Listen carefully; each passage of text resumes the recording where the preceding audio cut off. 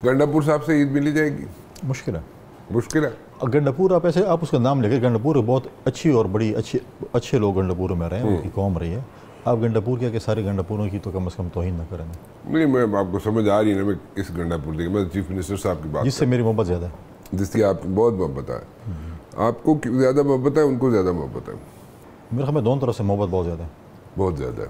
अच्छा, ये जो सारा आप बताए कि आपको गवर्नर बनाया गया, वो चीफ मिनिस्टर बने, ये सारा प्लान था कि एक दूसरे से मोहब्बत बहुत ज़्यादा हो ताकि बताए कम गर्म ही रहे। गर्म क्या, आराम से किधर गर्म है, क्या चीज़ गर्म है? इंजॉय करें, कॉमेडी शो एंजॉय करें, कॉमेडी शो एंजॉय करें।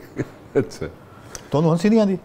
कभी कभी आती है। वैसे मैं तो कहता हूँ, मैं तो तजवीज़ दी थी वो मेरे मीडिया के ज़रिए, मैं कह रहा हूँ उसको बोलें कि एक दिन में एक प्रेस टॉक ना करें, 3-4 क्या करें, क्योंकि सारे दिन हम मीटिंगों में बिजी रहते हैं, फारिग होते हैं, तो कोई ऐसी एक्टिविटी होती नहीं है। तो मैं इनके वो प्रेस टॉक्स देखता रहता हूँ या मीडिया टॉक जो करते हैं, तो उसको एंजॉय करता हूँ, हंसता हूँ, चाय भी पीता हूँ, बड़ा मुझे मज़ा आता है। जस्ट लाइक मेरे लिए कॉमेडी शो हो जाता है। मिस्टर बीन वाला नहीं लगता था। पता नहीं होना कि कहने होंगे, नहीं वो जो भी कहे, मैं तो कह रहा हूँ अच्छी बात है, मैं तो एंजॉय करता हूँ शो।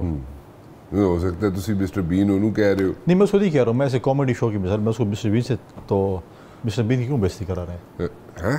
ना इस तरह ना करो, गंडापुर अच्छा आदमी होगा आपके लिए, मुझे तो नहीं पता, जिनके लोग अच्छा होगा, हम तो नहीं कह रहे।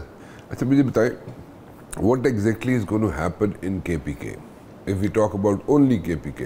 अगर इसी तरह देखें राना साहब, मैं बड़ा अफसोस से ये कहता हूँ कि 10 साल पीटीआई के ऊपर हुकूमत रही है, और हमारे 2 केपी हैं, एक सोशल मीडिया के और एक प्रैक्टिकल ग्राउंड पे। और हमेशा आप लोग भी जो है ना, बड़ा इस पे जो है मीडिया के हमारे दोस्त इसको ज़्यादा केपी को टाइम भी नहीं देते, आप उस पर डिग आउट भी नहीं करते कि केपी में हो क्या रहा है।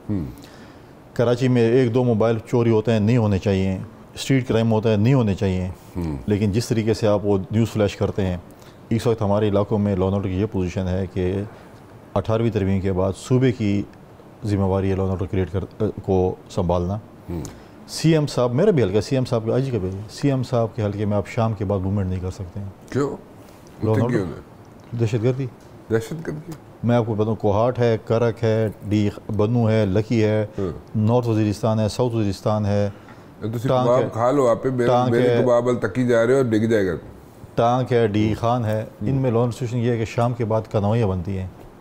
अच्छा, लॉ एंड ऑर्डर सिचुएशन बहुत ज़्यादा ख़राब है। आज तक सीएम साहब ने लॉ एंड ऑर्डर पे एक मीटिंग भी कॉल नहीं की। अगर इतनी तबाहाली है जिसका आप मंजर पेश कर रहे हैं, तो लोग फिर क्यों वोट दे रहे हैं पीटीआई को? ये बहुत बड़ा सवाल। नहीं सीरियसली, मतलब why are people voting for PTI? अभी इंशाल्लाह कुछ अरसे बाद आपको ये भी बताएंगे कि कुछ अरसे बाद कौन वोट देते हैं, मतलब किसने वोट दिए, अवाम ने दी है, क्या किया क्या नहीं किया। नहीं, इस पे जूम में नहीं बात कर रहे हैं। मौलाना फजल रहमान क्या कहते हैं? नहीं, वो तो ठीक है, मैं वो मेरे इलाके के, मेरे लिए बड़े मोहतरम है, मतलब मेरे इलाके के, मैं उनकी इज़्ज़त करता हूँ, सियासी मुखालफत जगह पे, लेकिन एक तो कहते हैं मेरे हक पे डाका डाला गया।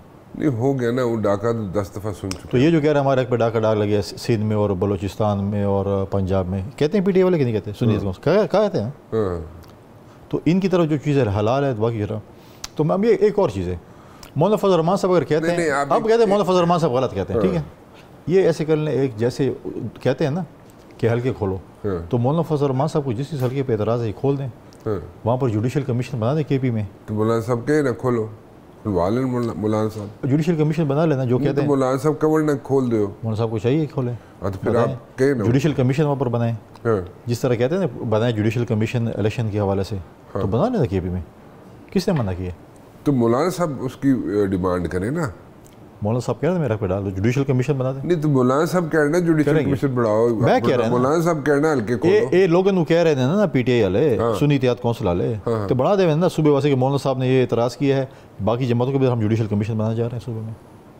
नहीं, डिमांड मौलाना साहब कर रहे हैं, सफ़र जो है मौलाना साहब ने किया, डिमांड करेगा तो बनेगा। नहीं, तो when he is saying that मेरे साथ इशू क्या दिया ना उन्होंने, क्या इशू किया, हाँ तो क्या दिया तो बनाए, तो मौलाना साहब सोचिए कि कमीशन बढ़ा के दो। मैं उनके ज़िले को, मैं उनके इलाके को मैं कह रहा हूँ उनके बिहाफ पे, तुसी मौलाना साहब का केस प्लीड कर रहे थे। मैं हर सूबे की हर पॉलिटिकल पार्टी का केस प्लीड करूँगा, मैं गवर्नर हूँ, मैं हर पॉलिटिकल पार्टी का गवर्नर हूँ, मेरे दरवाजे हर किसी के लिए खुले हैं, ये अवामी गवर्नर हाउस है या किसी आवास गवर्नर हाउस है।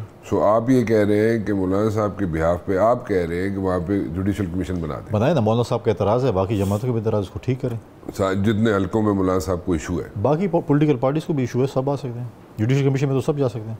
तो करूँ की होते बैक के मुझे नहीं समझाओ पहले। There is something cooking, something is cooking in teekha kadhai and कबाब हो गई।